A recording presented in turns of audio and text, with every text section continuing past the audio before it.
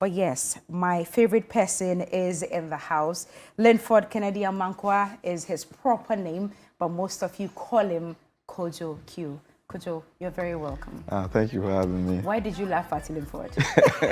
How many people call you Linford? Barely anyone, yeah. Yeah, nobody knows that name. How about Kennedy? Like people that went to school with me. I think people know Linford more than Kennedy. Oh, people know the Linford more than Kennedy. But how about Amankwa? Yeah, Amankwa, yeah. People that I went to school with, yeah. I laugh because it's giving me stress. But Kojo Cue is much simpler. Where did that come from? Because you're a Monday born. Yeah, I'm a Monday born. And how about the Cue? Yeah, the Cue comes from a collective that I was a part of in Kumasi, and that was the name of the group, the Cue. And I came up with a marketing strategy for social media that everyone that was a part should add Cue to their names. At the time, I was just called Kojo as an artist. Yeah, and you know Kojo is just so regular that, yeah. So people just started calling me Kojo Cue in real life as a differentiator, and I was like, okay. Then I'm sure you're the only Cue who survived after that movement, because I haven't heard of any other Cue apart from your Cue. There are people that didn't like attach it to their names for the rest of their career. If they had like known. Mr. Easy is from that collective. Lucica. There are a bunch of people from that collective that, Wow. Charlie, you started a long time ago. I was telling one of the young ones this morning, she was asking, who's Kojo Cue? I said, Indomie generation, you would never know. The Gen Zs would really not know the genesis of all this. But I was telling you, when you came in, I admire you so much.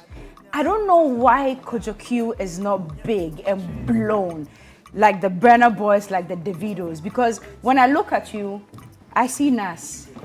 I see Talib Kweli. I see Kendrick Lamar.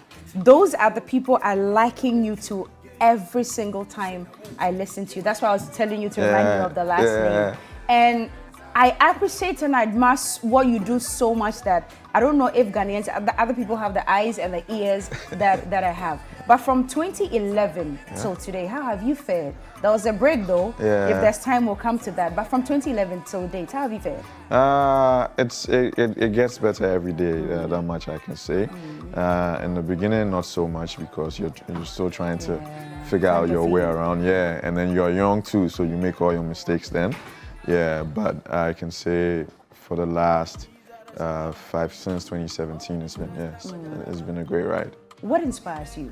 Life. You know why I ask? The first time I saw you, Kojo Cue, I'm like, that guy doesn't even look like an artist. He doesn't even dress like one. I think it's today that you've given me a little something that makes me know that, But the first time I saw you, jeans, shirts, very well ironed. I said, no, but this passes for someone's secretary. He's not an artist. So what inspires you to keep doing music? Yeah, it's life. It's just, for me, music is like writing in my diary or journaling my daily experiences. I use music that way to let go of stress. And then once I have recorded it, I feel like other people that also feel the same way will benefit from hearing it. So then I put it out into the world as well. A bunch of us were discussing you this morning and your body of work. And one that must be really admired is For My Brothers. You released that 4 years ago, right? Yeah, 2019. Yes, 2019. Four already? Yeah, 4 years ago. Crazy. And I was asking, why isn't there anything for my sisters though? But tell me. So there was a song For My Brothers called From My Sisters. Okay. That had just women. I wasn't even on the song. So it was For My Brothers, but the song was From My Sisters. Yeah. I don't think I've listened to that one yet. You have to. So was that what birthed the For My Brothers concept? Yeah. So the album is one of the albums that one of the projects I have put out that a lot of people have really like tuned into, and they always ask me for a concert. We were supposed to do it in 2020, and then COVID happened. Exactly. And after COVID, I also kind of went off this thing a bit. Yeah. Yes. So that's what I want to talk about. I think that was when the marriage thing happened, right? Was that when you got married? No, I've been married since 2014. Yes, it's true. You mentioned it some time. I was very surprised. I'm like, you're married and we didn't know about it. I mean, okay. So after COVID, you just went very quiet. Nothing from you, no performances. Were you depressed at the time when you were going through something? Like, what was it? What was the story? There was a lot happening, but that's no reason for the break. I just needed to refresh because, like I said, my music comes from real life experiences, and at the time I had been in artist mode for so long that when you're an artist, you spend a lot more time in the studio, and you're not experiencing life like the average person. So I just wanted to take a break and then pick up new experiences as well. But then during that time, I was still working in the back end. I was just going to ask, because music is not the only thing you do full time. Yeah. What else do you do? Yeah, so I have a music marketing and PR company and a distro company with a group of friends. I also work for a company called Music Split, that is like a marketplace for music. Okay. Yeah, so I do that. I also do, from time to time, freelance, either PR. I have a background in journalism. Do you use that at all? No, I don't use it as much. I do more PR than journalism. Maybe I you was should start actually doing part-time here. in school with now, but she didn't. Are you kidding?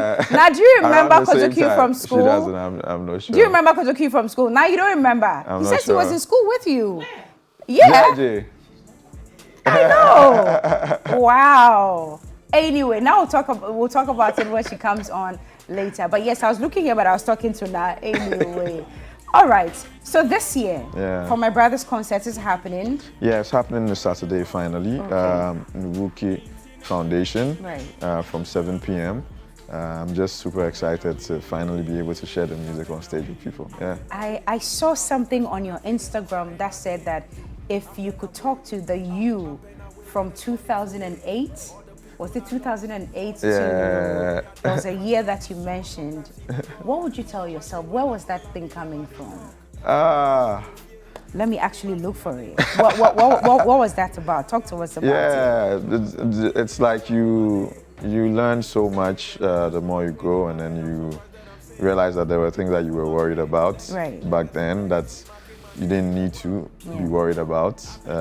For me, it's more of the feeling that I kind of grew up too quick, that I should have taken the time out to enjoy a lot more of my younger years. This is what she said. These days I spend my nights thinking about all the things I would say if I ever get a chance to talk to the me from 2008 to 2013. But alas, time is linear.